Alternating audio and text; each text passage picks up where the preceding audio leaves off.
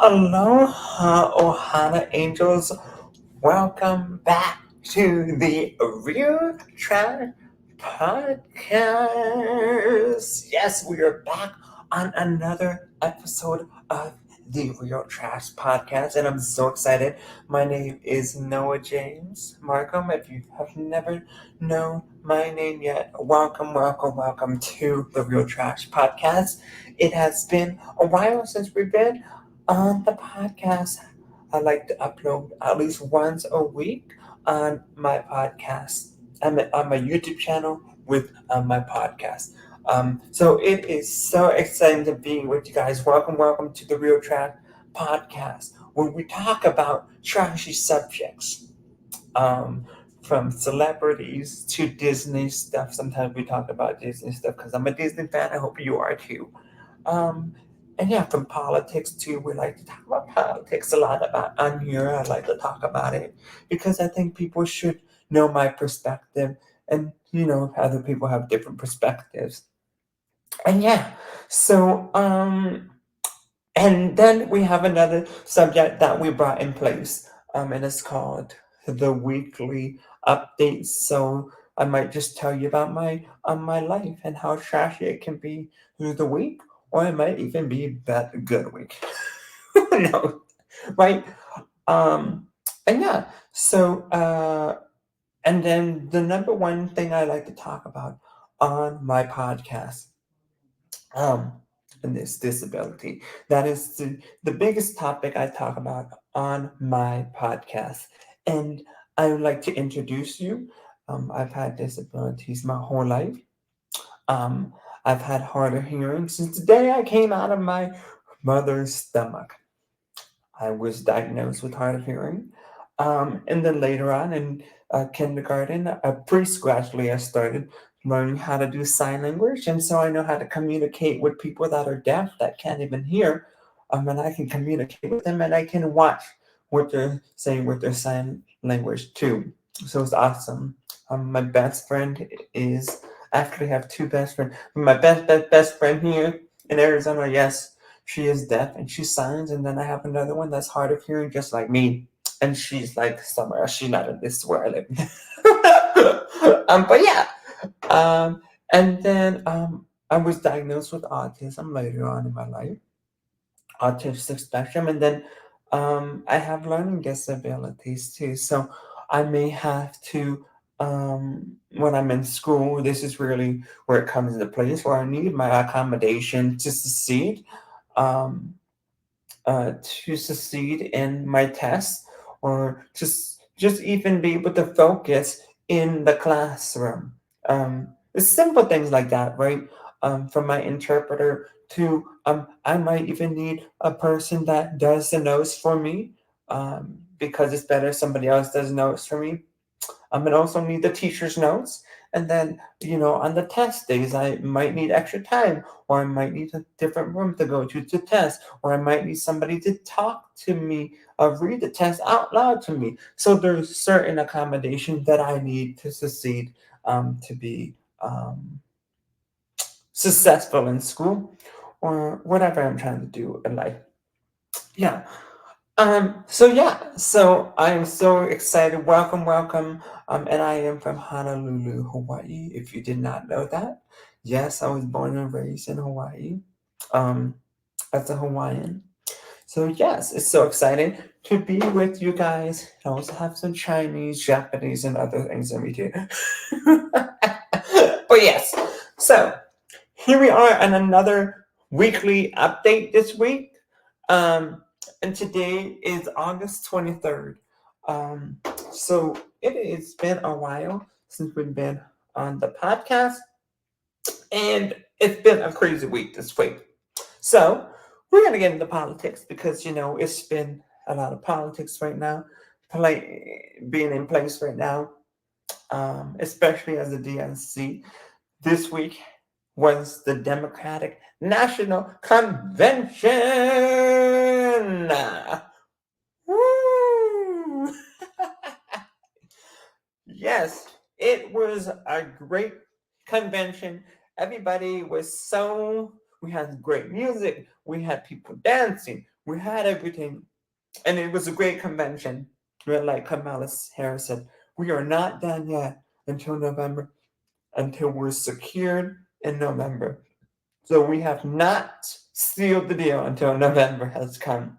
So I will not be happy until November comes. But we can have a little celebration that we have the nominee, and that's great. But nothing has changed. We have to defeat Donald Trump. That is the mission.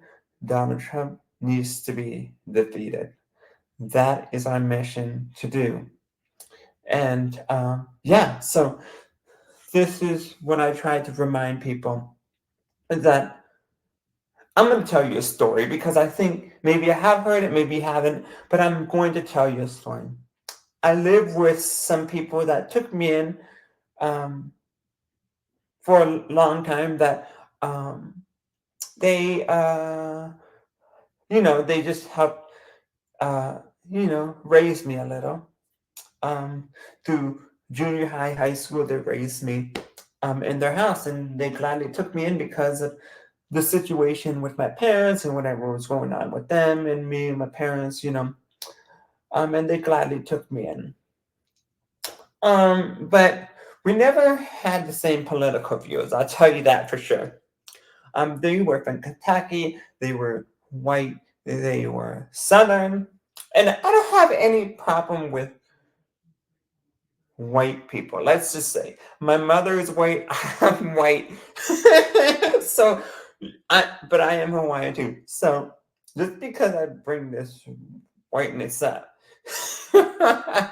there's certain people that are white that don't know how to have common decency, doesn't know how to respect each other, doesn't know how to understand each other. Um, and they're entitled in their say, but they're not going to listen to the other person and what they want to say.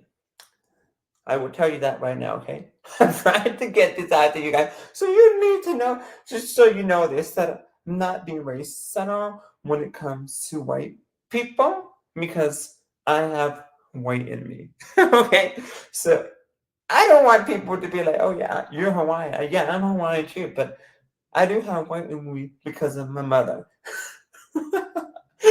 So I know why you guys be like, oh no, you're right. No, that's what, and even the people I live with, this Kentucky family, they thought I was racist because Hawaii, we didn't really welcome, and it was more of we didn't welcome people that are from the mainland because we were very cautious of our island and very cautious of how you represent the island of Hawaii, right?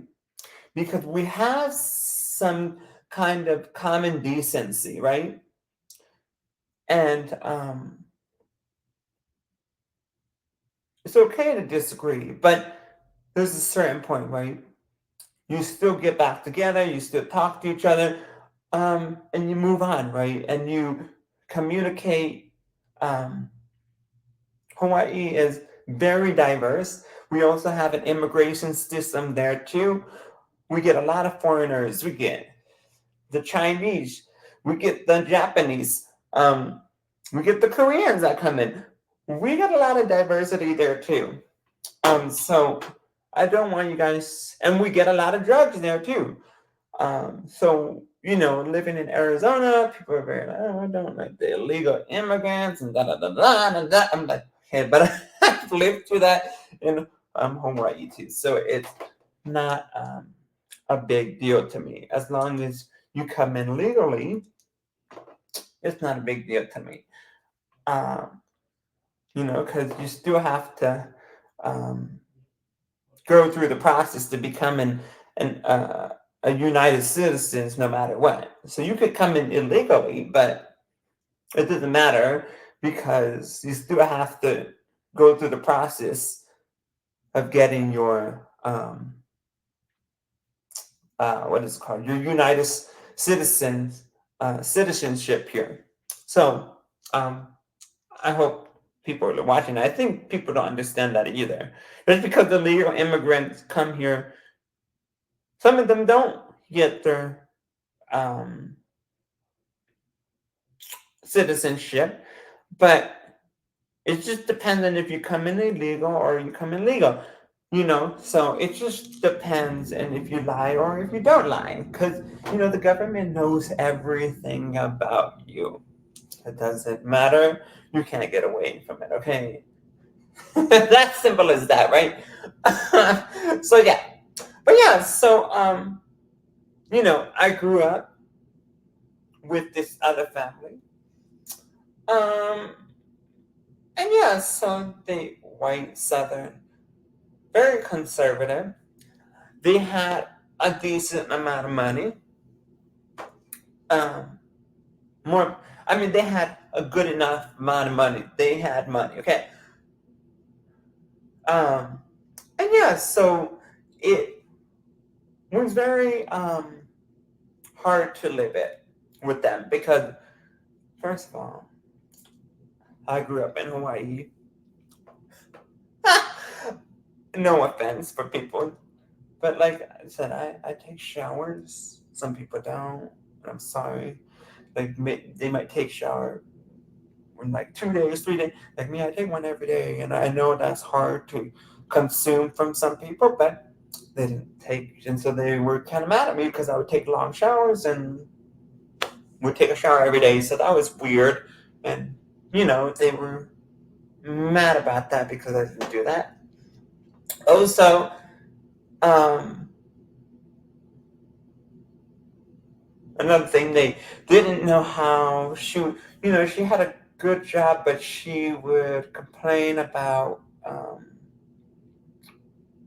the taxes a lot, because she didn't pay the taxes like how she had to pay the taxes. And then at the end of the year, you have to pay the taxes, and now you're complaining about your taxes, right? And why the government is taxing all of this money, right? It makes no sense. Like, if you just paid your taxes during the year, you wouldn't have to really worry about that. Okay, so we always heard that a lot of time. I heard that a lot. Um, Also, I would hear a lot of things about, discrimination about me in that house. I would have to listen to, um, the conspiracy of, oh my God, oh my goodness, the shot um, doesn't work for you. Might have to stop taking those shots because, um, you know, maybe this is why you had your autism, and that's why you should stop taking your shots. See, this is kind of stuff I kind of go like bizarre on because I'm like, okay, like really, you're gonna tell the shot do that to me? Like that is just insane stuff to hear, and you would hear that all the time. And they would say other things, discrimination things about why can't you hear? Why can't you put your hearing aids on? And they know I'm hard of hearing already. That was a big thing. I tell them all the time, but I guess apparently it doesn't get in their head. Oh no, I've been in their house for so many years. And then they're like, why can't you just comprehend what I'm saying the first time? They're like, oh well, we shouldn't repeat it. So that was another thing that was always in the house all the time.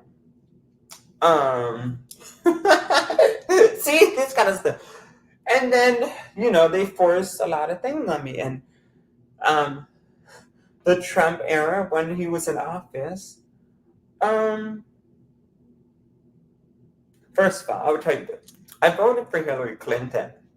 I didn't want Donald Trump to get in there. That was the worst feeling to feel, to see that Barack Obama had to pass it off to Donald Trump.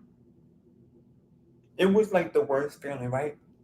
And to see Hillary Clinton lose, that was just horrific to me. I still remember those things. I still remember it, like I can remember it.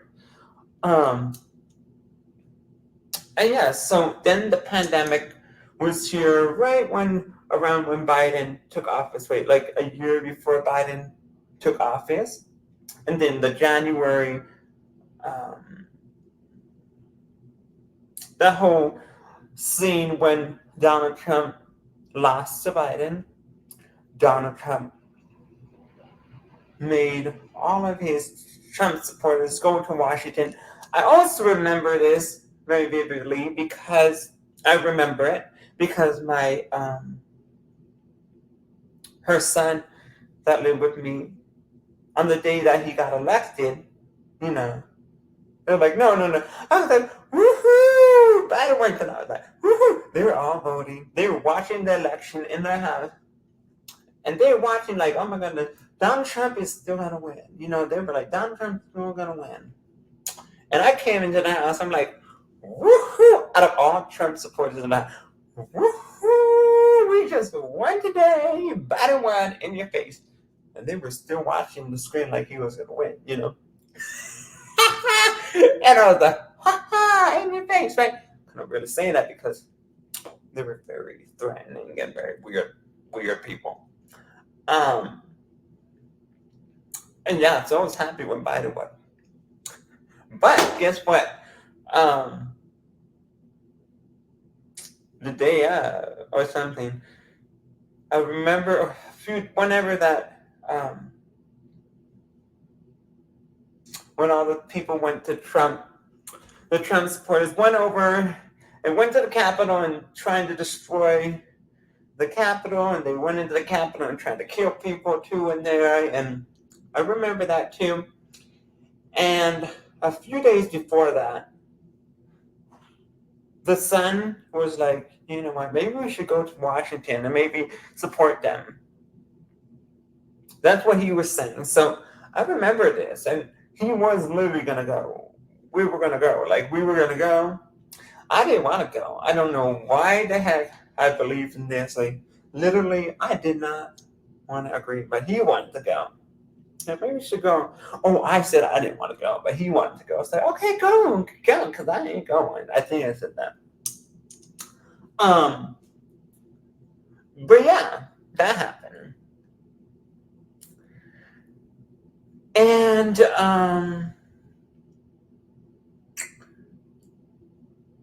when Biden came into office, he did a great job, you know, and had very he took us out of COVID, um, got us vaccinated. Um, so it was a trial in my life during the Biden administration because I was living with a lot of conspiracy theory in my house still. Um, and yeah, so one day they came in my room and they had a Trump flag in the room and were trying to get me to like Trump. So there was a lot of conspiracy things that would get in my head every year, every month. So it wasn't just one scenario, but it was so much that I did with these people. Um,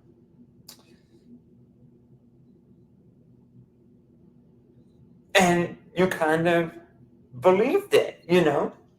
You believed it, but in deep in me, I didn't want to believe it, you know? It felt just like it wasn't me.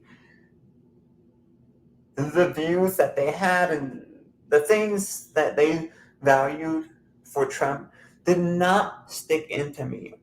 And so this time of my life, I can't make excuses, but it was not me. And I tell you that over and over and over.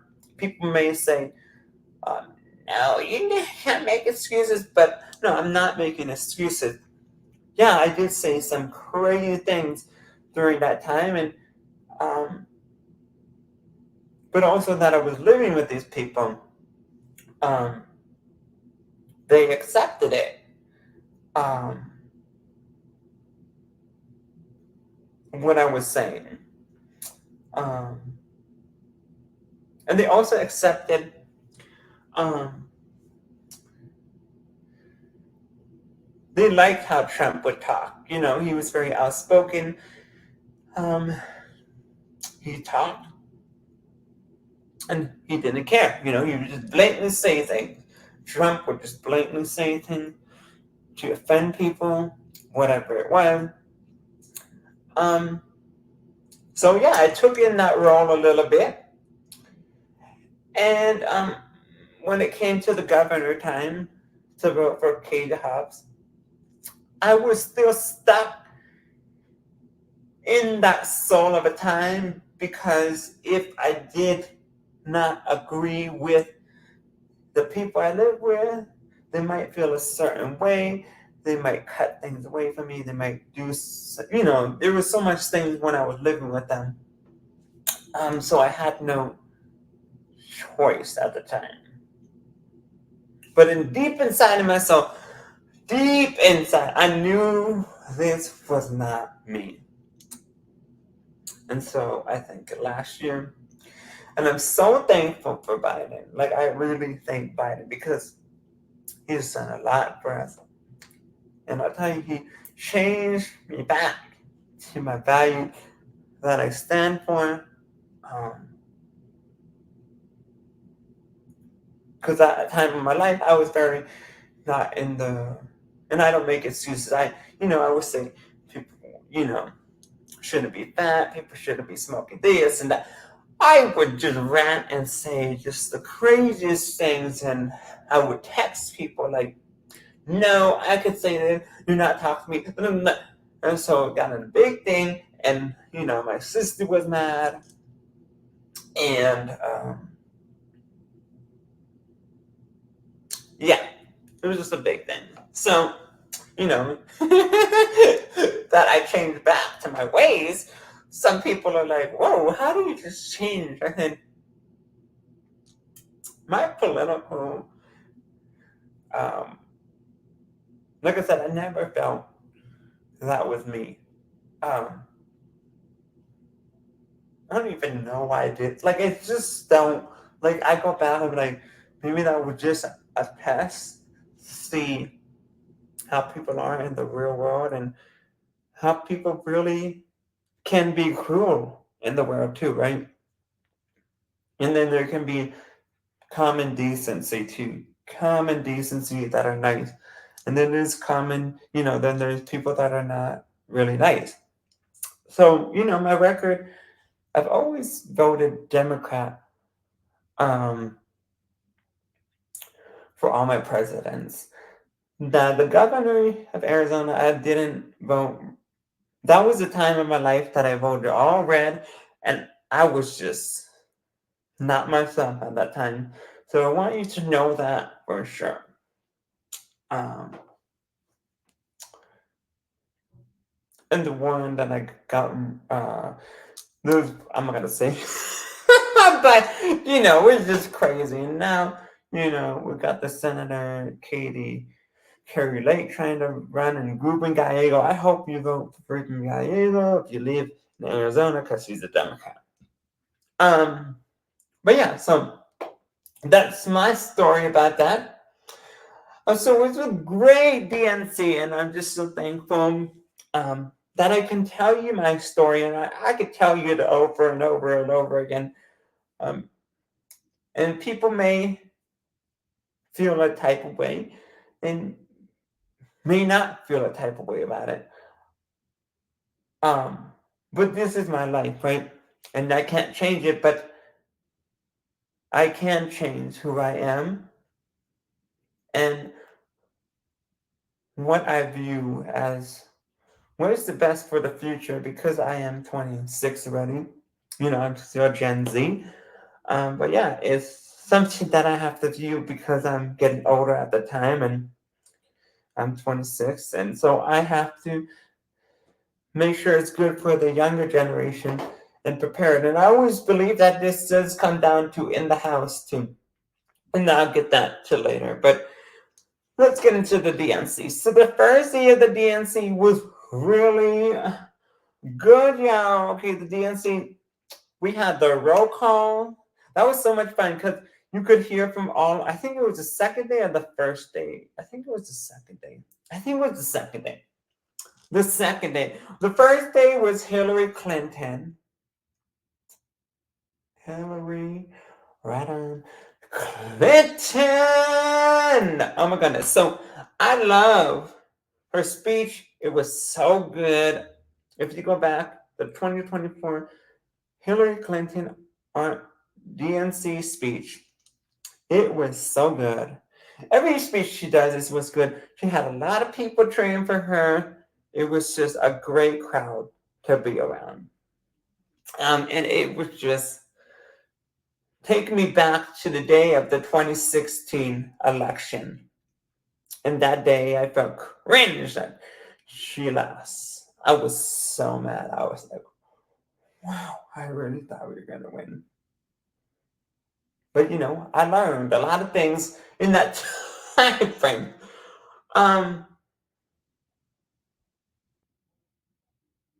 And then Hillary spoke. And then also on the first day, guess who else? We got Jill Biden, the first lady, Jill Biden. She was amazing. I loved her speech. It was so good, as always. As a teacher, and she's still worse as a teacher. That is amazing. I respect people that are teachers. Certain ones,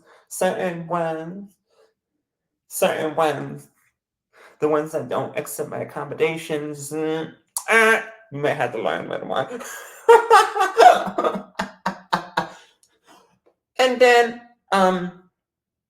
the President of the United States, Joe Biden, introduced him to come. The President of the United States, President Biden, came out. And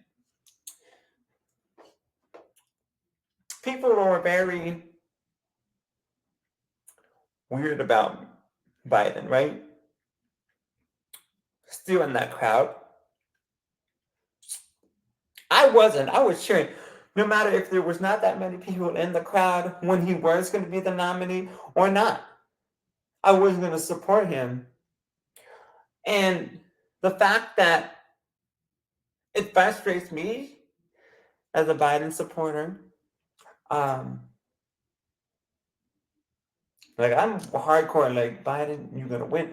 I don't care if you die, you're going to win. Because I'm not going through that. And some people are like, well, why don't we switch the candidate? But I'm like, okay, but if you want Biden to win, why don't you just vote for Biden, right? So this is weird to me that people wanted a different candidate. I said, what if we didn't have a different candidate? Would you still vote for Biden? This is my concern. And had a bad debate, and might have had another bad debate. Would you still vote for Biden to not get Trump in the office? This is what I mean. And people were still struggling by the fact that he didn't have a great administration. I said, hold up, you guys. I am just shocked that people said that, because first of all, he got us out of COVID. Okay. That's the first thing Biden did. Okay. Second of all, he's done a lot. One of the gun laws in 30 years, he finally got something passed. And that is a great thing too. And so Biden has done some great things in office. The pandemic didn't just sweep it back up. It took a while to get back to where we are, but that doesn't mean COVID went away. It's still here. It's not going to go away. And I don't care what people say, he's a transition president. I don't believe that one bit, that he's a transition president. He is the president, okay? And he did a lot for this country. And those people that got mad because of that bad debate that he had, which I don't think he had a bad debate. I have a different perspective because I've had disability. He had a stutter. And I don't know what else he has, because people said he has other things. And like I said, I don't think he had other things. right? And that was very frustrating time for me. Um, but like I said, I still love Kamala Harris, so it doesn't matter. It didn't matter if it was Kamala or okay. And I want to remember. I want you guys to remember this too. President Barack Obama, Michelle Obama. Guess who was the vice president? I think people forget that. Do you guys forget that? I don't know if everybody or if you do remember that. But who was the vice president? The first African American man president and the first female first lady African American in the White House. Who was next to them as vice president? Who? Who was it? Biden, right? And so, I don't care what other people say. First African American president of our lifetime and first lady of our lifetime, African American. Who was by the side? Vice President. Biden, you cannot take that record away from him. Also, he took us out of COVID. He was the first president ever in history to take somebody out that wanted to threaten democracy. Donald Trump, he took him out of the White House. Who was it? Joseph Biden took him out. Nobody else. Joseph. Joseph and the people that voted for him. Okay. Joe Biden. He's and took took us out of a pandemic of COVID. Like you guys gotta realize this stuff. Like this is crazy. And now he had the audacity and the strength and the courage and the respect and the heart. Even though all of these people were going after him, wanting him out, Nancy Pelosi must have been us cause because she has a friend that lives in China, but I'm not sure if she does now or if she does still. So that's the skeptical thing about Nancy Pelosi. She loves the power. She loves power. She loves it, but she's not the president. Also, like if you're not the president, you're not the president. Like you shouldn't be making all the moves. Like it should be the president, right? Um, and yeah, and then you have Joe Biden now that he had the courage to do that, had the heart. Now you pass it off to the first presidential nominee, Black, African American, Indian, Asian woman president nominee of the DNC. He passed it off, African American, again. Okay, so you cannot tell me, you can be all mad about that debate, be all in your feelings about that. Because I don't have no feelings for that debate. I have a feeling of we need to beat Donald Trump. That is my feeling. It is not about how bad that debate was. And I have to look back. I went back into it and I had to revisit it and kind of look at it again. I looked at it, I said, okay, well, I don't really see anything that bad. Like, I don't see anything that was bad in that debate. Like, I don't see what people are seeing, but I don't see anything that bad. I just don't see it. And he's been the president for 4 years. Okay. He's been working in that White House for a long time. So I can't. And he has a stuttering problem, right? And that is even more of an accomplishment and to have a disability and be able to succeed that long in there is amazing. And there is still stuff that needs to be worked on. He increased the Social Security check, which is awesome too. And that is awesome. In his administration too, he did that. Help with diabetes too. Cap the insulin. Um, there's a they get $35 in insulin. So that is great for people that have diabetes. Um, so these are great things to hear from President Biden. Um, so I don't know what people are saying that Joe Biden hasn't had a great record. He's been in there. And I'm going to tell you about this thing. Hamas and Israel, Ukraine and the United States can do, right? But we are the most powerful. But we also need to know that there's so much we can do because we have to take care of our country too, right? So that's a lot too. And so I'm so sorry for Hamas and I'm so sorry for Israel, what they're going through. And I am horrified that Ukraine is still going through this thing with Russia. And yeah, it's just crazy. But, they are doing the best of their ability, whatever they can do to help them defend, get them out of these wars, or get the hostages back from Hamas.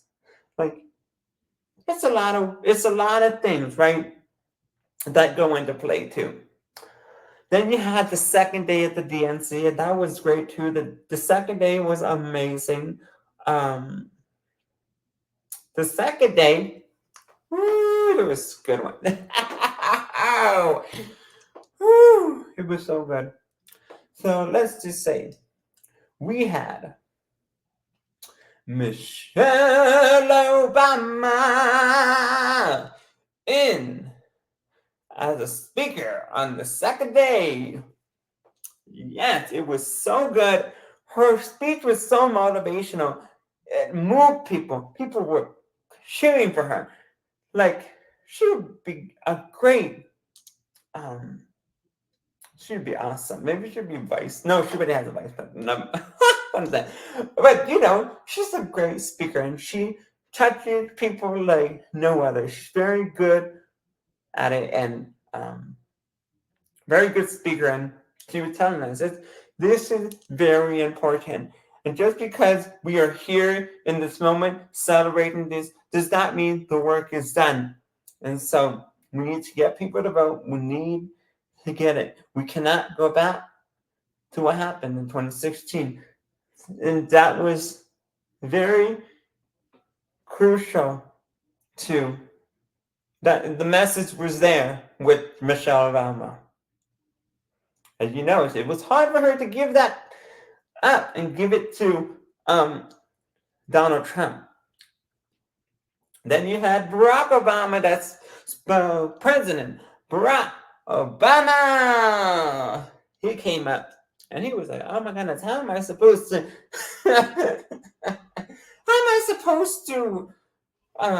speak after his wife, right? Because it was so powerful. I saw on CNN, it was like at 1.9 million and 1.5 million people that viewed her speech. That's how motivational Michelle Obama is. Then you got Barack Obama. He was saying the same thing. Like, we need to get out there and we are not done. The job is not done. We cannot let the threat of democracy come back into the White House because we know there's going to be stuff that's going to happen that's really bad. Okay. And I agree 100% on that. And then the third day of the DNC, oh my goodness. Woo! She was a surprise guest. Oprah Winfrey! The third day of the DNC was amazing with Oprah Winfrey. That was amazing. Oh, and the second day, I forgot to tell you, is there was a roll call, and they were all dancing, and there was a DJ, and then when it was time for your state to call the delegates or the points to nominate Kamala Harris, they said, we are Hawaii. And we are going to give Kamala Harris 25 delegates. I don't know how many delegates, but yeah. And then all the music, and every state had different music. It was amazing. It was a dance party. I was like, yes, this is how it is. But I said, job is not done just because we voted for her. Now, we had Oprah Winfrey. And I loved Oprah Winfrey because Oprah Winfrey, she came out there and she said, this is very important. She came out here because she hasn't been in the political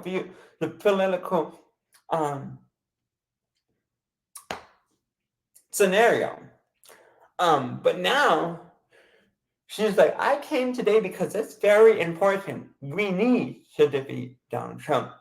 And she even said this. She said, independence, please come with me, because she's an independent. She's not a Democrat. She's not a Republican. She's an independent. And so to have an independent as strong as Oprah Winfrey, it is amazing to have that voice out there too. It is just such an amazing voice, and she's a powerful speaker. Yes, it was so glad. It was so happy to have Oprah Winfrey out there. Some of the most powerful African Americans out there, has the most powerful jobs out there. It's just amazing to see the voices out there. And then you had the final day, and then forgot the other day, day 3, you had Tim Walz.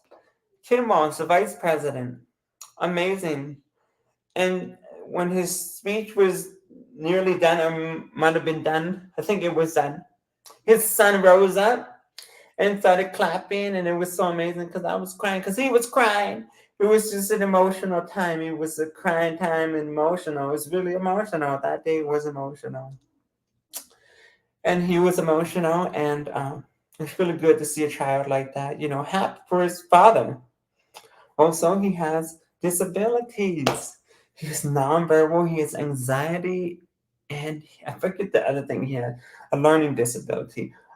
So it's very amazing to have vice president has a son that has a disability, and now he's gonna be in the White House soon. We need to make sure that it's secured and done in November. I'm not gonna say yet until okay. Let's see. They're just nominees right now, but we want them in the White House. Not, I'm not gonna say yet. Yeah. So that was just so inspirational. And now it was just so horrible to see people going after his character because he was crying for his father. Like, that's just how cruel it is in politics, okay? And then you had the fourth and final day. The fourth and final day, we had, oh my goodness, it was Gabby Gifford. It was so nice to see her out there. And she came out after there was a speech with, I think, 3 or 4 people out there that were survivors of different gun violence scenarios. And they were just so sad and so frustrated to hear these stories from these people that got gunshot from each of them. And now they have to carry these stories with them, right? From school shootings.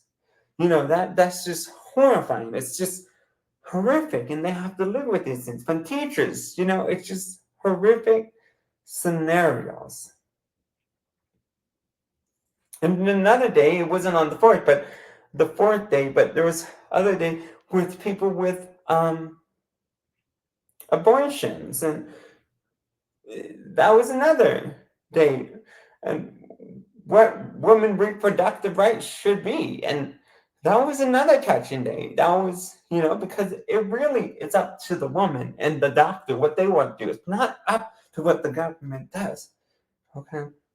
And then we had the presidential nominee of the United States of America, the first African American, Indian, Asian woman nominee for president of the Democratic National Convention. It was Kamala Harris, and she came out, and it was just such a great speech. Everybody was so motivational. She touched on the Hamas and Israel. She touched on Ukraine and Russia. She touched on Social Security and Medicare. She touched on my topic that she needed to talk on. And there was another day, I forgot about this. There was another day that there was another day, and that was really emotional too. That was really hard to see. If there was a parent there, there's parents there, a woman and a guy, and they lost their child, and their child is still hostage with the Hamas. They're still hostage. And they had to come up there. It's like 200 and something days, 32 days. And they're still waiting for their son. And they says, son, if you're listening to me, stay strong. But this is what I mean. There was some protesting going on. And people are so skeptical about this stuff. But look at this person up there, standing up there. Right? There's already somebody up there that's saying something. My son is held captive right now with Hamas. My son, and she's up there representing. There's still people are like, what do you do? That's what I get frustrated about, because they were up there. So they have great faith, and they talked to Biden. They've talked to Kamala about this scenario and what they can do. And they've talked time and time again with them. And so, that gives you more decency that, yes, this couple did talk to them. Okay? So they are on the clock. They are not lying about this. They are on a clock with all these things. And what the great thing is about what Kamala Harris said is, yes, Trump is a threat to democracy. Like, we're trying to move forward. This is not going to be a step back. We need to move forward. It's time to move forward. And that, I hope everybody got that. And she said, it's not done yet. We still have election to win. And November is the time. We're not there yet. We have to do our work still. And that is the goal at the DNC. But we still have work to do. We can't even say we won yet until we win the election. It's not time yet. And that's what I had so much courage from Harris, President Harris, nominee. She really said, like, just because we're celebrating a little bit doesn't mean that the work is done. Let's not say it's not done yet. I'm just the nominee. It was great, but we need to get back to work. And I agree 100% on that part. Yeah, and it was just great. It was just a great DNC. And like she said, I am not going to be standing up. But she said she will stand up for our country, and she will not let the dictator of Russia, and Kim Jong-un will not like her either. And China will not like her either. And she will keep us in NATO, and that is very, very impactful when we have NATO. Trump took us out of NATO. We need NATO. Those three countries right there, Russia, North Korea, and China, we have to watch out for. There's facts. But yes. So it's just it was just so powerful to hear that, being the vice president, now she's a nominee for president. It's just amazing. And she is strong. Don't forget, she was a prosecutor too. And I want people to remember that she was a prosecutor. I hope you guys go out there and get out there, get people to vote, because it is not done. We cannot go back to 2016. And yes, Trump is going to keep on nailing her and saying bad things about her. And he's going to do anything in his power to stop. And I know he already stopped Israel from not doing what they need to do. I know there's a lot of things that come into place, okay? So we need to keep on fighting, because we are in this for the fight.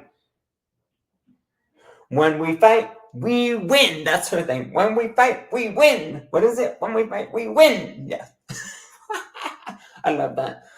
So yeah, it was a great DNC 2024, and I hope anybody else can go watch those speeches too. Now let's get into I know this one's a little longer. Thank you for being with me. But yeah, so this week has been tough just for my scenario. And now since the DNC has been done, we have to get back to work. With my life, it's been a little tricky.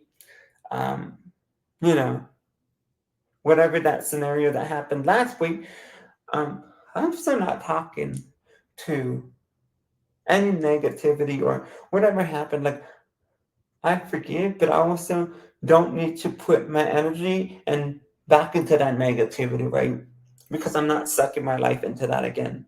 And you can look at me crazy, whatever you want to do, but I'm not going to do it anymore. I gotta move on. And if you have to cut people out, it sucks, but you have to do it. And yeah, it sucks. It sucks.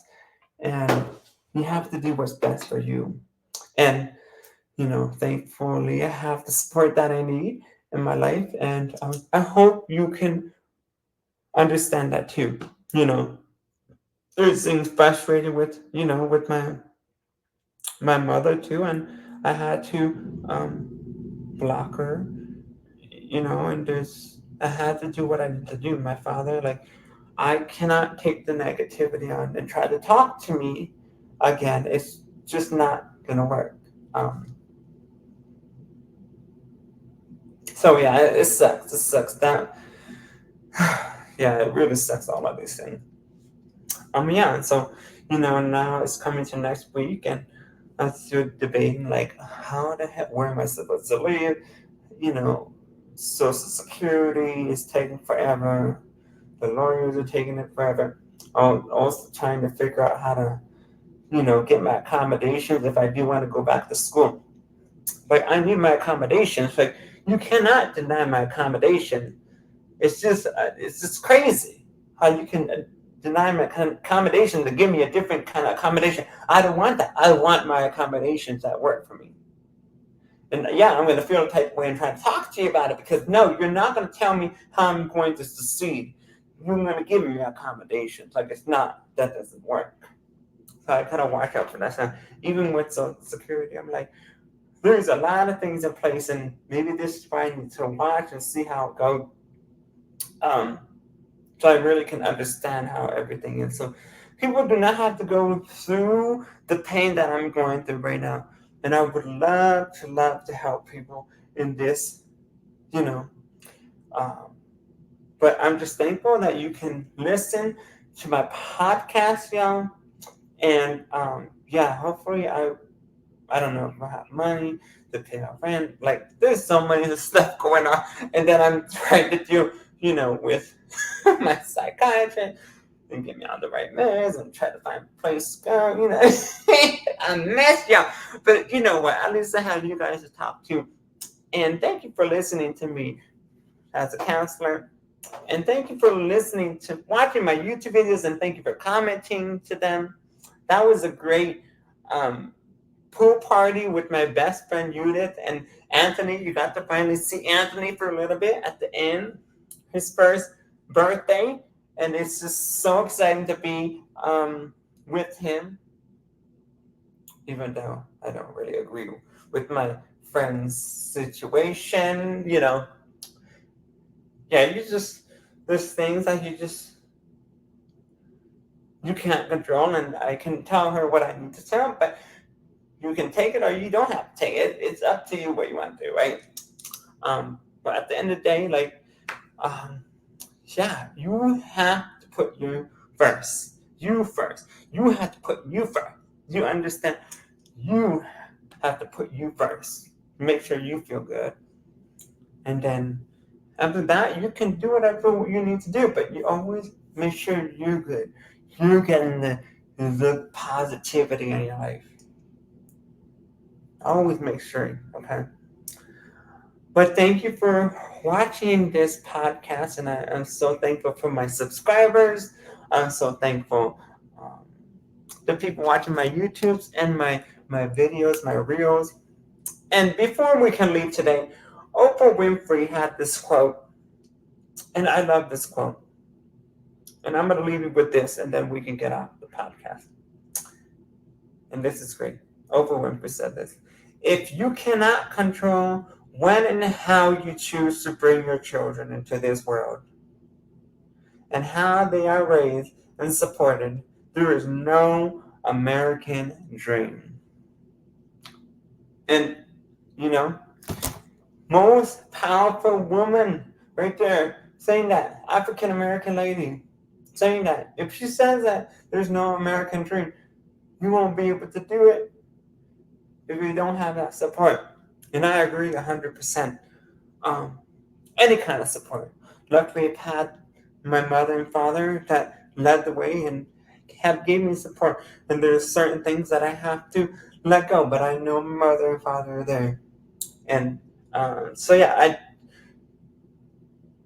and then shoot, I forgot to say something else before we have to leave. And yeah, so thank you for that quote. I hope somebody figured that out. And I hope people can relate to that message. Also, there's another thing with me too. With my siblings, with the political view and my sibling. I kind of talked to my sister last week. She's my half, but it's interesting because it's very interesting how some my sisters work, and it is what it is, But also, I would not.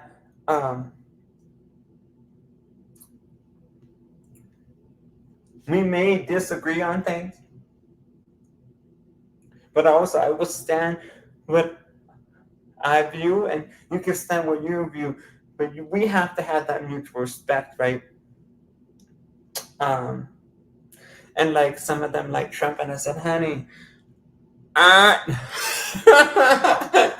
I gotta really watch out because you like Trump, like that's not gonna make the world a better world for your children. Like I say that it's not gonna make a better world for your children. Like I said, it comes back to this quote. It comes back to the quote. I'm gonna read it again. I think about my nephews and my nieces. Like I think about this. If you cannot control when and how you choose to bring your children into this world and how they are raised and supported, there is no American dream. And that is so true. And so I really try to make sure that I don't get to see my nieces and nephews all the time. I don't get to see them all the time because of the different perspectives I have with my siblings and itself. But at the end of the day, I'm also going to stand what I view because this world, I'm 26, and there's kids already getting birth today and yesterday and the day before. And there's kids that are younger than me. And they need help already because this world they need to get taught in this world what it's about and what the diversity is about and what they need to learn so they can be strong when they get older like me.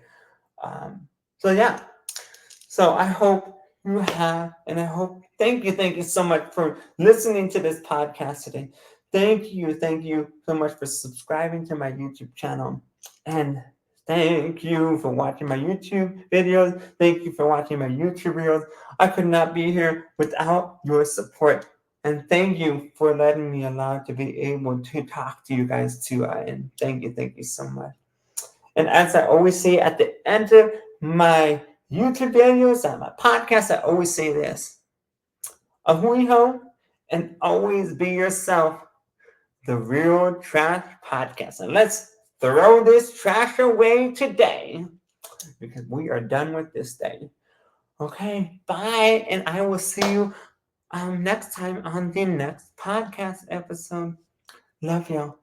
Bye. See you later. Bye. Have a great rest of your day. Bye. Love y'all.